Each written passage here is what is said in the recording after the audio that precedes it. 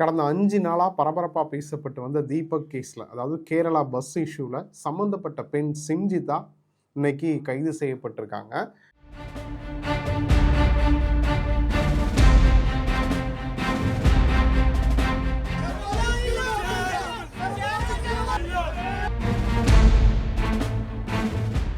இன்னைக்கு காலையில், அதாவது சம்பவம் நடந்ததுலேருந்து 6வது நாள், இன்னைக்கு காலையில் 10:30 மணி போல் சிஞ்சிதாவை கைது செஞ்சு, அதாவது அவங்களோட வீடு இருக்கக்கூடிய அதே வடகர பகுதியில் அவங்களோட ஃப்ரெண்டு வீட்டில் இவங்க மறைமுகமாக தங்கியிருக்காங்க அப்படின்ற தகவல் கிடச்சி அங்கே போய் காவல்துறை கைது செஞ்சதாக சொல்லப்படுது. ஸோ அது மட்டும் இல்லாமல் மஃப்டியில் போய் தான் காவல்துறை கைது பண்ணியிருக்காங்க. அதுவும் போலீஸ் ஜீப் கிடையாது, ப்ரைவேட்டான இன்னொரு ப்ரைவேட்டான ஒரு காரில் தான் கைது செஞ்சுருக்காங்க. கைது செஞ்சு அதுவுமே ரொம்ப சீக்ரெட்டாக ரகசியமாக தகவலை வச்சுட்டு கிட்டத்தட்ட ஒரு 1:30-2 மணிக்கு மேலே தான் மீடியாவுக்கு தகவல் கிடைக்குது. 3 மணிக்கு கொயிலாண்டியில் இருக்கக்கூடிய, கோழிக்கோடு பக்கத்தில் இருக்கக்கூடிய கொயிலாண்டின்னு ஒரு பகுதியில் இருக்கக்கூடிய ஒரு அரசு மருத்துவமனையில் ட்ரீட்மெண்ட்டுக்காக செக்கப்புக்காக காவல்துறை கூப்பிட்டு போகிறாங்க. அப்போ தான் மீடியாவுக்கு தகவல் கிடைக்குது. ஸோ அங்கேருந்து கூப்பிட்டு வர விஷுவலில் தான் நீங்கள் பார்த்துக்கிட்டு இருக்கீங்க. ஸோ அங்கேருந்து செக்கப் முடிஞ்சு அங்கேருந்து கூப்பிட்டு போயிட்டு குன்னமங்கலமில் இருக்கக்கூடிய ஜுடிஷியல் மேஜிஸ்ட்ரேட், அதாவது குற்றவியல் நீதிமன்றத்தில் ஆஜர்படுத்துகிறாங்க. ஆஜர்படுத்தினதுக்கப்புறம் நீதிமன்றம் என்ன பண்ணுது அப்படின்னா 14 நாள் ரிமாண்ட் பண்ணுறாங்க. அதாவது 14 நாள் நீதிமன்ற காவலில் வைக்கிறதுக்கு உத்தரவு பிறப்பிக்கிறாங்க. அதன் அடிப்படையில் இந்த சிஞ்சிதாவை ஸோ அந்த பகுதியிலேயே இருக்கக்கூடிய மஞ்சேரி சப்ஜெயிலுக்கு கூப்பிட்டு போகிற வழியில் யூத் காங்கிரஸை சேர்ந்த நிறைய பேர் வாகனத்தை வழிமறிச்சு, போலீஸ் வாகனத்தை வழிமறிச்சு பயங்கரமாக கோஷங்கள்லாம் எழுப்பப்படுது. இதுதான் இன்னைக்கு நடந்தது.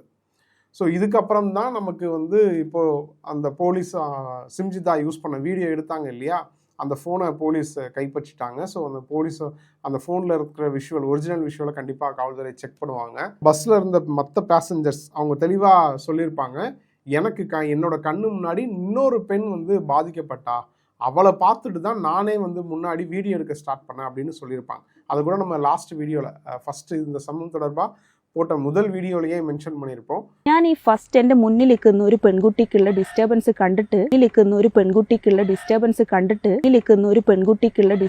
കണ്ടിട്ട് എൻ്റെ ഫോണിൽ വീഡിയോ ഓൺ ആക്കി ഇങ്ങനെ പിടിച്ചു.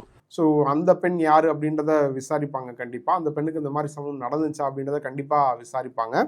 அதுக்கப்புறம் என்னென்னா, பஸ்ஸில் நம்ம நேற்று ஒரு வீடியோ போட்டிருந்தோம். அதில் பார்த்துட்டிங்கன்னா பஸ்ஸோட ஃப்ரண்ட்டு 2 சிசிடிவி இருக்குது. பஸ்ஸுக்குள்ளே ஃப்ரண்ட்டில் இருந்த சிசிடிவி காட்சிகளை தான் நம்ம பார்த்தோம்.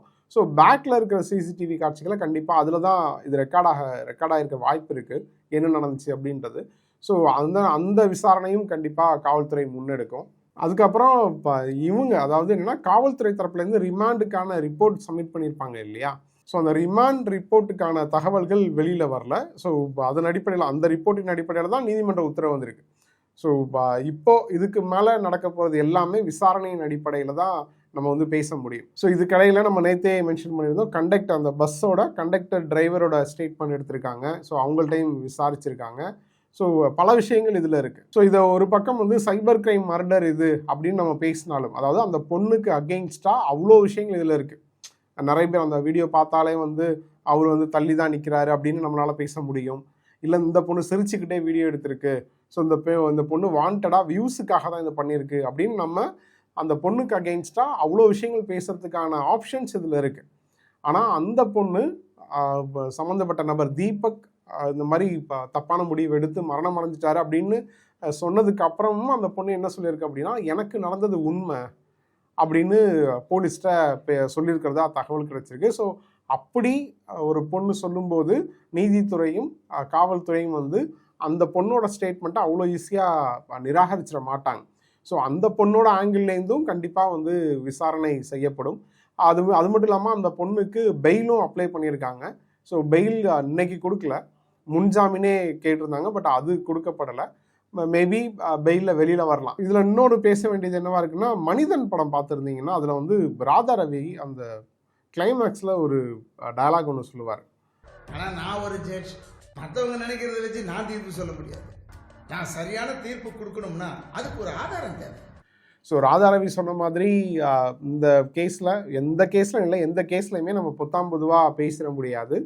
நீதிமன்றம் இருக்குது, விசாரணை இருக்குது, தீர்ப்பு இருக்குது. ஸோ அதுக்கப்புறம் தான் எது உண்மை, கண்டிப்பாக உண்மை வெளியில் வரும். ஸோ இப்போ அதுக்கப்புறம் தான் நம்ம உறுதியாக இவங்க பண்ணது தப்பு அப்படின்னு பேச முடியும். ஸோ இந்த கேஸில் என்ன நடக்குது அப்படின்றத பொறுத்திருந்து பார்ப்போம்.